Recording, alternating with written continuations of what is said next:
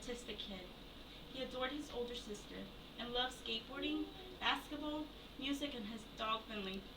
He also happened to be a little awkward. He was a smallish kid who was different and just didn't fit in. To some extent, he had always been the target of teasing, but it was in middle school at the beginning of 7th grade when the bullying escalated to a level Stephen could no longer face. That day, his tormentors set him on fire with a lighter and an aerosol can of body spray. They recorded his attack on a cell phone and posted it on the internet. Later that evening, while his mom was getting dinner ready, Stephen took his own life. His mother found him after he had hung himself. Bullying has certainly changed over the years, and there's no doubt it's damaging kids. I will discuss about what is a bully, what are its major causes, and who are its victims. I will inform how bullies affect the victims and what consequences rise after the effect of bullying. I will identify what steps should be taken to reduce bullying in our society and homes, and how to notify if your child shows signs of bullying. What is a bully? Bullying is the activity of repeated aggressive behavior intended to hurt others, individuals, physically, mentally, or emotionally. Bullying is characterized by individuals' behavior in certain ways to gain power over another. It can be classified in 4 types. Studies have shown that envy and resentment may be motives for bullying. While some bullies are arrogant and selfish, they can also be bullying as a tool to disguise shame or anxiety, or to boost self-esteem. By intimidating and downseeing others, the abuser feels empowerment. 2 common signs of bullying are jealousy and domestic violence in the homes. Studies show that up to 10 million children witness some form of domestic violence annually. Recent searches indicate that children who witness domestic violence show more anxiety, low self-esteem, depression, anger, and temper problems than children who do not witness violence in the homes. In outcome, victims of domestic violence that feel trapped in pain and anger look for other victims and discharge their pain on them with the use of force, verbal language, and harassment. Also, children who aspire attentions can become bullies because they feel that by bullying others they will be accepted and seen as popular. Who are the targets? Children with different sexual orientation, individuals that face weight problems, those that wear glasses and are smart, and individuals who are smaller or larger than average. Now we will learn about the victims.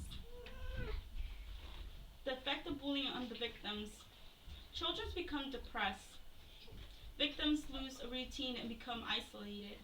They no longer want to play sports or laugh. An example of this is a child that stays in his room with loud music and the lights off. His mood changes to anger, and he argues about everything. He shows a mixture of emotion. Days can pass, and all he can think about is his pain, and he will make any excuse to not go to school. According to DoSomething.com, approximately 160,000 teens skip school every day because of bullying. 17% of American students report being bullied 2 to 3 times a month or more within a school semester. Next, victims will physically hurt themselves by cutting their skin, pulling out their hair, and using drugs to help them reduce their pain. Second, bully victims are between 2 to 9 times more likely to consider suicide than non-victims, according to studies by Yale University. Most victims hang themselves, cut their veins, take excess medications, for example sleeping pills, or drug themselves intentionally to kill themselves. Now we will learn about how to address the problem. It is essential for parents to become part of their child's life. Try to communicate more with your child. Ask them about their day. Ask them how they feel. Win their trust, because only this way will they open up to you. Second, become familiar with their daily activities. If you notice any changes in their mood, address it.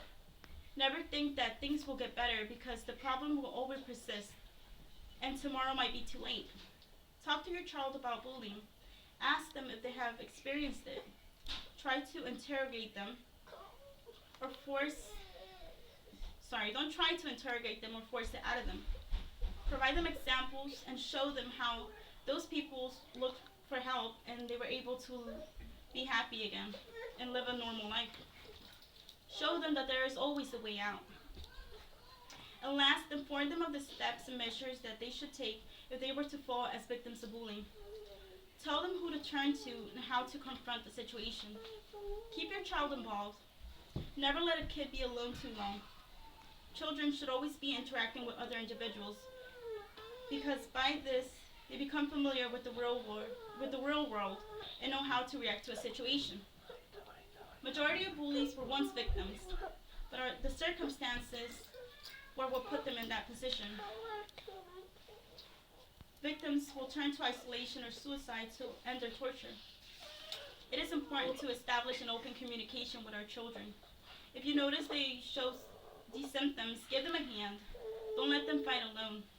One person cannot reason when they are in pain, but together you can find a solution. Going back to Steve at the beginning of the speech, many people knew what was going on, including many of Steve's classmates. One of the bystanders wrote, "We all knew what he was going through. We knew who beat him up. We knew who locked him in a cupboard. We knew who had held his head under the water in a sink. So why haven't we told anyone? Because we were stupid, and we expected someone else to do something about it. I wish I could apologize to Steve. No, I never bullied him up front. But if you're not part of the solution, you're part of the problem."